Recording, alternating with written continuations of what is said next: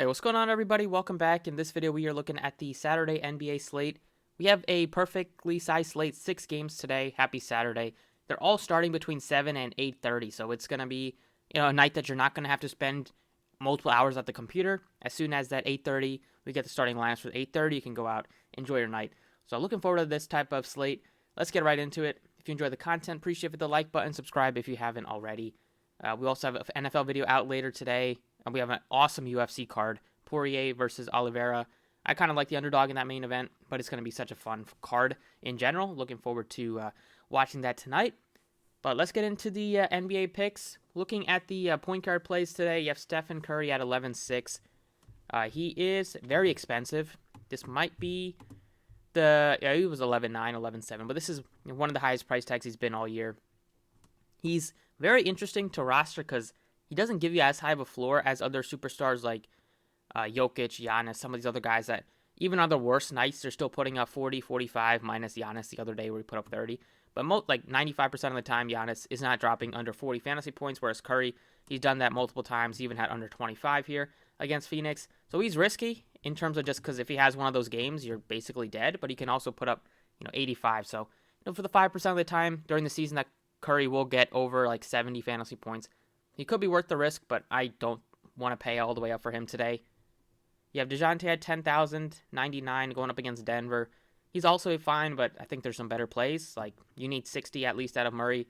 I liked him when he was in the low 9K range. Fox coming off of one of his best games of the year, back-to-back 30-plus point scoring outputs from him. He had 48.5. Almost had that victory. They lost by 1 point in Charlotte. These games are just going to be high scoring, except for this one going up against Cleveland. They play so good defensively. It's never fun playing anybody against Cleveland. Anytime any team plays against Cleveland, you can kind of just ignore them on the slate unless they're really banged up because Cleveland just limits them scoring. They don't give up a lot of fantasy points. And I don't want to really stack up the Kings on a back-to-back. I think you can look at a couple of the value plays here because Rashawn Holmes is still out, but I don't really need to go to Fox at a $8,400 price tag. I got what I needed out of him yesterday.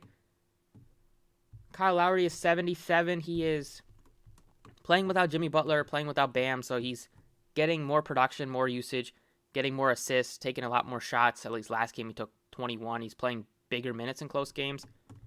This game is at home at least. Chicago's also been another very solid defensive team this year, top 10 in terms of just giving up points, even with all the injuries they were dealing with. And today, Chicago has an abundance of injuries. I don't really know how many players they have enough active bodies. They probably do, but you have Zach LaVine 1, Vooch 2, Lonzo Ball 3. Don't know about Caruso, but Dawson Mew is 4. Troy Brown is 5. They brought in Stanley Johnson as their 6th, 7th, and then I haven't heard of half of these guys at the bottom here. Damian Dotson from his Cleveland days. But they are super banged up. They are missing a lot of the role players. Matt Thomas, no Derek Jones, still no Kobe White, no Javonte Green, all dealing with COVID issues.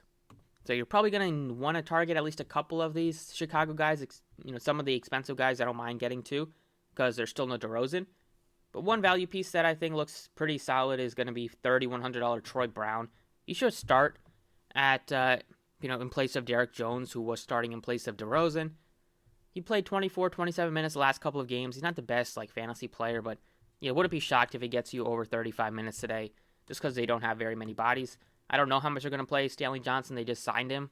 He could just be there for some blowout run or just for emergencies. But Troy Brown, you definitely expect him to get some solid minutes today, so he would be the first guy to plug in. You have Vooch 91, he looks fine, and then you have LaVine 898. It's pretty expensive. You need 60 out of that price tag. I kind of like the value picks better than paying almost 10K for Zach LaVine. So plugging in Troy Brown, probably the first piece on this one. But other plays at point guard, like Lowry's fine here. Tyler Hero's been kind of disappointing, even without the 2 stars on Miami. Maybe he has a decent game today, but 74, you need at least 45 really to be satisfied. I've been happy with Derek White. He's been so productive. He's turned it around, turned the switch, more aggressive, more peripherals in his game logs recently. The minutes are stabilized, 34, 35 in close games. Same exact matchup against Denver here. He's averaging 40, 1 and 2 meetings against them. The price tag on him, looks a lot better than guys like DeJounte Murray, who's almost 10K. So I'll gladly plug in Derek White once again. He's been not really letting me down at all, and he might get more ownership today because people might be catching on, but he wasn't getting much ownership prior. Especially now that Desmond Bane is up to 72, you're not getting great value on that price tag. The Grizzlies are shorthanded. There's no Dylan Brooks today. He was late scratched last game, and he's placed in the COVID protocol, so he's out. Obviously, they still don't have Ja Morant. So you'll see a very good amount of minutes for DeAnthony Melton. Started at point guard, played 29 minutes, put up 31. Had a decent game. I mean, that's kind of what you expect. He does give you a bigger floor than that. But I'd rather play DeAnthony Melton at 51 than I would play Desmond Bane at 72. It's just a really big price tag on Desmond Bane. At the bottom in the 4K range, you have Brooks, who continues to produce in place of Jalen Green and Kevin Porter. Don't mind going to him. It's a really solid matchup against the Grizzlies. He took 13 threes last game. So he looks like a pretty good value play. Caruso, if he does play, he's going to log a heavy amount of minutes. At shooting guard, we have Levine. Looks okay at the top end, but you're not getting any discount on his price. Yeah, Will Barton at 7K is also expensive, so I think Tyler Hero looks better than like Bane, Barton. Garland probably looks better than Tyler Hero. 53, Buddy Hield, who did have a good game last night in terms of 15 points. That's the most points he scored in quite some time. Almost got you 6x. Still struggling shooting the ball. Hopefully it turns around soon for him, but I wouldn't expect it to happen today. 4K range, Dawson looks decent, but I'd rather go Troy Brown. Way cheaper. Joe Ingles, Lonnie Walker, they look good as well based on their price tags. Just decent value picks off the bench. But Terrence Davis, 37, played another great game. They've been starting him, and he only played 22 minutes. He was in foul trouble again. He tends to always be in foul trouble somehow for a guard. But 38 fantasy points in just 22 minutes. He's just like one of the best pieces to target on the Kings side. Even though the matchup is tough, the price tag on him is just not really. It's not caught up to his production and the opportunity that he has right now. Drawing the start, not having home, so they can go a little bit smaller. At power forward, Jaren Jackson looks fine at 75. The price tag is expensive on him, but I like Jackson probably more than Tobias. You don't have anybody more expensive than Tobias to pay up for today. 6K range, I don't mind going to Mobley or Gordon. 5K range of Harrison Barnes, who struggled last night, and I thought it was a good spot to go to him at 54, but only played 26 minutes.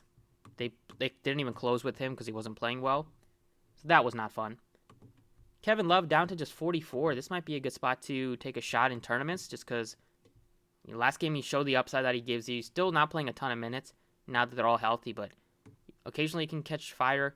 If he does play well, they'll give him some extra minutes. The matchup is amazing against the Kings, and the price tag is very reasonable. You have Kyle Anderson, 44. He only played 15 minutes somehow, but he is going to get some more minutes today, I would say, without Dylan Brooks. He missed a couple of games with a back injury, so maybe they wanted to ease him in. But if he's chalk, you can easily get away from him. They haven't been giving him heavy minutes in really the entire season, so I don't think that'll change today. Even down a few bodies, they still have a long bench that they can go to. You have Royce O'Neill at 44 as well. He plays good minutes, gets some production. He's not like a great per minute guy. You're going to have to hope that he shoots the ball really well. Occasionally gets into some rebounds, but he's showed the high upsides in the 20s and the 30s. At 44, he would be on the list of guys in the 4K range to consider. And then you have Marvin Bagley at 37. So two of these Kings guys that are just too underpriced. I'm going to feel pretty solid about plugging them in. They only gave Len like 13 minutes. They might give Len more minutes today. He's 34, but I probably still like Bagley. Like, he's been playing better. Luke Walton probably regretting not giving Bagley some more run because Bagley's, since he's been back in the rotation, he's done nothing but produce. Double-double last night against Charlotte. Easy matchup against Charlotte. Tougher matchup here, but it's a bigger Cleveland team, so they'll probably run more lineups with Bagley at the 4. If they want to play Bagley at the 5, they could do that against Cleveland. So I feel good about his price tag. Him and Davis's price tag, even if they don't have the best game, it wouldn't kill you at $3,700, but they both give you, 8 to 10, if not more, X upside.